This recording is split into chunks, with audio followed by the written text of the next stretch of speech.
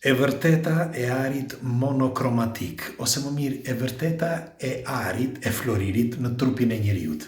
Ndiqeni për të mirën tuaj dhe kush është rastësisht dhe nuk i ka bërë like faqes, le t'i bëj like faqes, shihemi sërish, nuk i kushton asgjë dhe faleminderit që jemi për bashkë.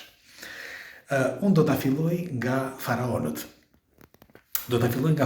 Sepse jam i bindur që do t'ju bëj të ndryshoni mendim për sa i përket përbërësit të arit dhe pse ndikon në trupin e njeriut. Së pari, dua të nënvizoj atë që kemi thënë për herë, që zhvillimi i njeriut, pra atë që ne zhvillim që gëzojmë sot, bazat e të cilit erdhen pikërisht nga faraonët, pra nga ajo kohë atëherë, nga faraion, ose më mirë nga faraonët që erdhen nga një vend tjetër, nuk dihet nga ku, por lindën faraonët. Dhe nga aty lindi dituria, lindi matematika, fizika, geometria, lindi mjekësia dhe zhvillimi ynë. Merrni me mend që atëherë, pra ne nuk kemi shpikur gjëra të tjera përveç se asaj matematike, asaj geometrie dhe atyre dijeve dhe asaj mjekësie që me kalimin e kohës pastaj u bën ilaçet, por ishin më natyrore dikur. Pse e them këtë? Sepse pikërisht pra fal atyre le themi themeleve të njohurive, njeriu bëri zhvillimin ende sot. Dhe ne, duke qenë kaq të zhvilluar dhe duke qenë kaq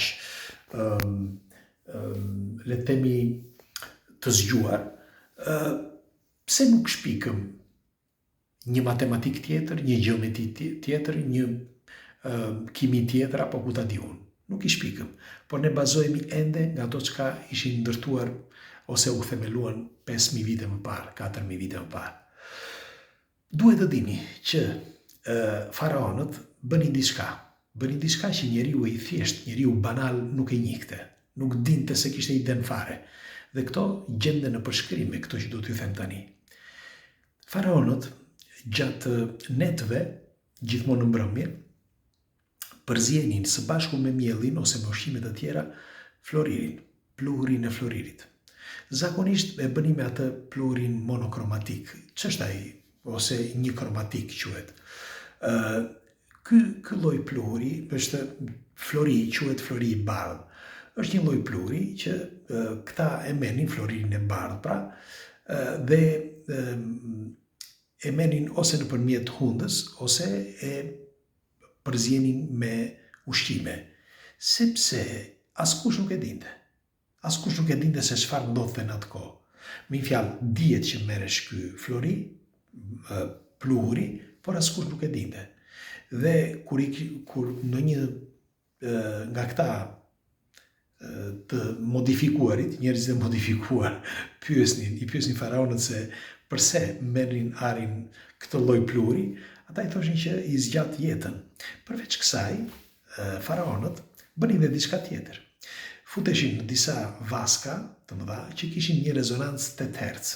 Dhe në momentin që ata do qetësoheshin kur flinin apo kur donin që të qetësoheshin, shtrihesin në këto vaska dhe këto vaska vibronin 8 Hz. Një lloj graniti i çuditshëm, i përpunuar mirë dhe që çliron një energji 8 Hz. Tani, pse 8 Hz?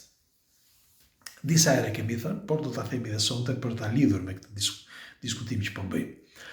8 Hz është cikli i, me fjalë, vibrimet mbi tokë. Mbi tokë, vibrimet, mesatarja e vibrimeve është 8 Hz, shkon deri në 13 Hz, po ajo është vibrimet e planetit tokë. Dhe piramidat, nëse vendosesh shkon brenda piramidave, kanë të njëjtën rezonancë, pra 8 Hz. Pra sikur ta ngadalsojnë vdekjen e qelizës apo të ngadalsojnë ritmet e vibrimeve. Dhe janë vibrime të ulta. Por duhet të dini që vibrimi i ndërgjegjësimit të njeriut dhe që futet në një botë tjetër, pra të shpikjeve, të ku ta di unë, është pikërisht pra 8 Hz. Dhe 8 Hz është momenti më delikat i trupit njeriut, më mirë i trurit njeriut, për të lidhur me një botë tjetër. Dhe njëkohësisht, normal, të bën të jesh i lumtur dhe të jesh i qetësia të dhuron zgjuarsi dhe zgjuarsia të dhuron dije, pra pushtet me pak fjalë. Tani, nëse nuk do pushtosh të tjerët, paktën ke pushtet në vetvete, sepse ti duke ditur diçka, je i ditur, ti e kupton me fjalë që ke bërë një ndryshim të madh. Dhe pse po ju thosha këtë? Sepse ari monokromatik ose ari njëkromatik mendohet që është tepër i rëndësishëm. Sepse përveç se ka të njëjtën frekuencë me ADN-n e njeriut, por ndihmon edhe në jetëgjatësinë e qelizave. Do t'ju them, në Kazakistan, mos gaboj, Kazakistan. A Kazakistan është ai Mali, ky detizi, apo jo? Nuk më vjen tani, nuk më vjen. Por në brigjet e detit të tyre, pra të Kazakistanit, ka një vend ku thuhet që gjatë mbrëmjeve, kur ka shumë nxehtësi, në darkë xixëllon vendi, sepse tregohet që ka grimca floriri dhe kryesisht janë grimca të arit monokromatik ose njëkromatik. Por njëkohësisht ka dhe grimcari, në fakt është një nga vendet që është më i lakmuar i Rusisë dhe i vendeve përreth, sepse e din që atje ka shumë flori. Tani si e prodhojnë këta floririn ata që shkojnë? Mbledhin këtë rërën që gjendet përreth këtij bregdeti, e përpunojnë rërën dhe nga përpunimi dal nga dal del një pluhur i vogël që është flori. Mirë po, dua të theksoj diçka të rëndësishme. Në një perimetër, ose më mirë, në një diametër, le të themi si diametër. Perimetri është i rrumbullak, kurse diametri që përshkon te etej. Në një diametër që nga momenti i bregut të detit derisa futesh në thellësi, rreth 200 kilometra, parafërsisht, 200 kilometra, duke filluar gradualisht njerëzit jetojnë më gjatë, pastaj më shkurtër. Për shembull, si do t'ja u them këtë? Ata që gjenden në fillim të bregdetit jetojnë më gjatë. Ata që janë në mes, me fjalë, nga distanca që nga bregdeti deri në 200 km, le të themi 100 km, ata që janë nga bregdeti 100 km jetojnë më pak, dhe ata që janë në përgjithësi kjo, në përqindje, dhe ata që janë 200 km larg, akoma më pak. Është bërë një studim në vitin 1993 dhe për 10 vjet bërë një studim për të parë se kush ishte diferenca, pse këta njerëz që jetonin pranë kësaj zone jetonin më gjatë. Dhe gjoja nuk e gjetën, sepse thoshin që është mënyra e ushqyerit, mënyra e të jetuarit e tjerë. Mirë po, duhet të dini që në vendet ku ka flori, ka këmbën, ose si mund t'ja themi, ato thundrat, vendet më të mëdha. Nuk dua të bëj emra, por i gjeni vetë, është e thjeshtë. Dhe ku janë këto vende që ka flori, kudo që janë, ka një vend të sigurt, me fjalë që shkon me një delegacion aty. Dhe çfarë bëjnë? Hapin moske, hapin kisha, hapin shoqëri, organizata, po ku ta di unë. Të gjitha këto së bashku për të kontrolluar dhe për të parë se sa flori dhe çfarë tipi floriri ka. Dhe pastaj fillojnë dyndjen për ta marrë, për ta përvetësuar. Sepse duhet të dini që floriri nuk i përket njeriut. Në këtë planet ne e dim tani, sepse tashmë është zbuluar shkencërisht, që floriri nuk mund të prodhohet nga kjo top, nga ky planet. Dhe pyetja është nga ka ardhur, kush e solli dhe pse e solli. Ka një teori për këtë. Nuk e di e keni dëgjuar apo jo, një teori ku thuhet që i lirët ose lirët që vinin nga yllësia lira erdhën në planetin Tokë shumë vite më përpara, sepse planeti tyre po shkatërroi. Dhe ata fillimisht erdhën për të, që do të thotë që janë fiset i lire të dala pas këtij grupi, okay? Tani teori konspirative kjo. Dhe këta pasi erdhën në planetin Tokë, gjetën që kishte florinë. Nuk e mendoni, sepse e thanë, edhe biles thuhet kjo fjalë në disa shkrime, që kanë shkruar disa autor, jo se ajo shkruar atëherë, që kush erdhi nga Lira atëherë, mendonte që këtu nuk mund të kishte flori, jo nuk kishte, por nuk mund të kishte flori. Dhe çuditërisht ata gjetën flori dhe mbetën pa fjalë. Dhe çfarë bënin? Me kalimin e kohës mblidhin këtë flori dhe ato florinë e bënin lingote, sepse ishte më thjesht për ta transportuar. Dhe kur e çonin atje në planetin e tyre, e çonin sepse u duhej flori për të spërkatur flori sipër planetit, pra grimcat e arit e thermonin. Me fjalë, lingotet sa po shkonin atje në atmosferë, i shkrinin, i bënin pluhur, jo shkrinin, i bënin pluhur dhe i shpërndanin nëpër atmosferë, që grimcat të binin mbi planet.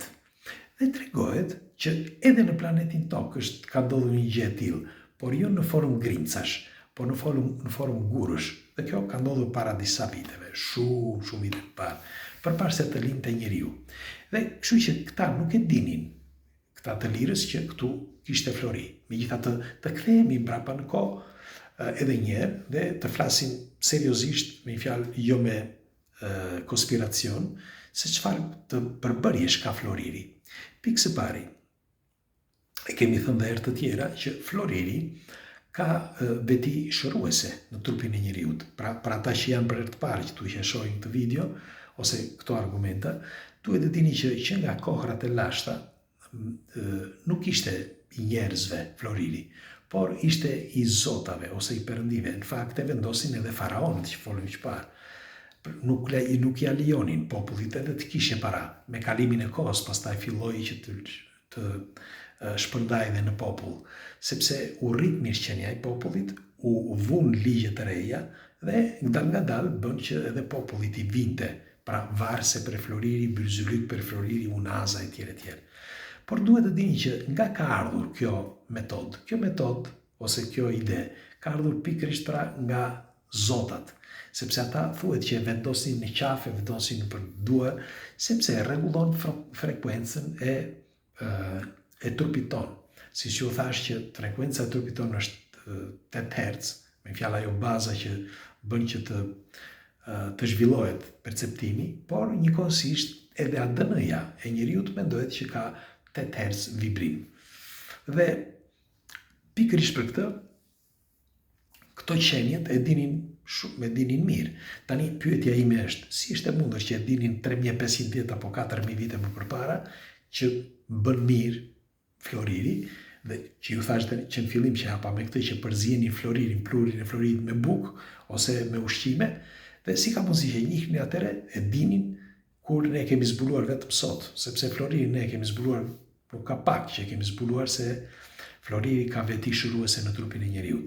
Pra, këta nga e dinin që bën këtë. Unë e kam thënë dhe po e them edhe njerë, piramidat nuk janë ndërtuar në vitet 3500 si që na thënë. Dhe unë mendoj që janë shumë të vjetër, dhe kush ndërtoi piramidat mban në kontroll, paktën mbajti atëherë në kontroll gjithë njerëzimin, sepse kishin një dije vërtet jo njerëzore. Pra piramidat nuk u ndërtuan nga njerëzit, e thjesht, por u ndërtuan nga një civilizim i zhvilluar. Dhe ky civilizim i zhvilluar vinte edhe mjekësinë, me fjalë e ripërcolli mjekësinë, traditat, fizikën, matematikën e tjerë. Dhe mes tyre tregojnë ato që mund të tregonin, në këtë rast treguan edhe përsa i përket floririt që ka dobi trupi njeriut nëse e konsumon ose nëse ka në trup. Si që dini, kohët e fundit janë shpikur edhe disa shishe prej uji, pra shishe uji që kanë uji brenda, por kanë dhe grimca floriri, sepse përzierja e ujit me grimcat e floririt tregohet që reseton ADN-n e njeriut, që do të thotë që në qoftë se reseton ADN-n, do të thotë që i zhduk të gjitha problemet që ke dhe rrit sistemin imunitar. Pra, këto janë disa mistere që duhet të dinit për sa i përket floridit, kështu që unë do t'ju këshilloja sa të mundni të mund të mbani një florid. Unë nuk e mbaj dot se më dalin këto puçera, si quhen, këto nyjet, okay? Dhe nuk e mbaj dot. Kështu që ja u këshilloj juve, mbani, sepse mund të rregulloj sistemin, qoftë të trurit, por edhe të trupit. Bile do t'ju thosha që thuhet që ari monokromatik pastron gjendrën pineale, që është burimi i shpiritit njeriut, ose mirë ku është leva e burimit të shpiritit njeriut. Burimi nga buron energjia ku merr njeriu shpirtin, si shtuhet të paktën. Kështu që unë ja u këshilloj, përdoreni, duhet të bëj ndonjë gjë me një fjalë me ta kem në duar, po s'kam që të blej aq florisat t'i bëj në forma shufra prej hekuri. Është e pamundur, se kushtojnë mira qindra mira euro. Kështu që ja u sugjeroj juve, ju përqafoj, të paktën t'i bani një qaf në duar apo në përgishta dhe pres komentet tuaja, ju përqafoj. Hajde, natën e mirë.